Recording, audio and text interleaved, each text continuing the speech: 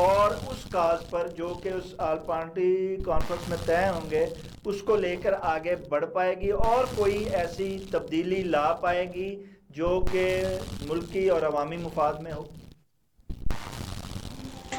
مجھے تو ایسی کوئی جو ہے نا خاص طور پہ جو ابھی کا جو سیٹ اپ ہے اس کے خلاف کوئی ایسی اسٹریٹجی جو ہے نا کوئی حکمت عملی کامیاب ہوتے ہوئے وہ نظر نہیں آ رہی. تو بہرحال سب نے اپنا اپنا چورن تو بیچنا ہی ہے. ٹھیک ہے جی, اپنی دکانداری تو چمکانی ہے کیونکہ الٹیمیٹلی سب نے ایک دن جو ہے نا وہ عوام کے پاس تو جانا ہی جانا ہے, تو ان کو کچھ نہ کچھ تو ان کے پاس ہونا چاہیے, کچھ شکایات ہونی چاہیے, کچھ یہ ساری چیزیں جو ہے نا یہ صرف عوام کو لبانے کے لیے کی جا رہی ہیں.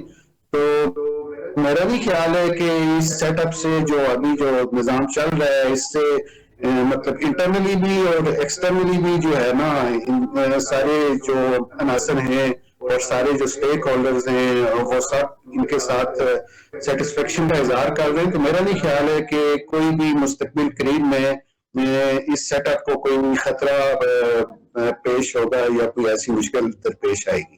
جی مکیم احمد خان صاحب, آخری سوال یہ ہے کہ جیسا کہ قاضی عبدالباسط صاحب نے کہا کہ کیا واقعی ان کی سوچ میں ہے, فیصلہ ساز ہوں, حکمران ہوں یا اپوزیشن ہو, کہ ہم نے واقعی عوام کے پاس جانا ہے, عوام کو بتانا ہے, عوام سے ووٹ لینا ہے اور پھر اسمبلیوں میں جانا ہے اور عوام کے فیصلوں کو منوانا ہے؟ ایسی کوئی بات ہے, وائے سوچ واقعی ایسا کوئی نظر آتا ہے آنے والے وقت میں؟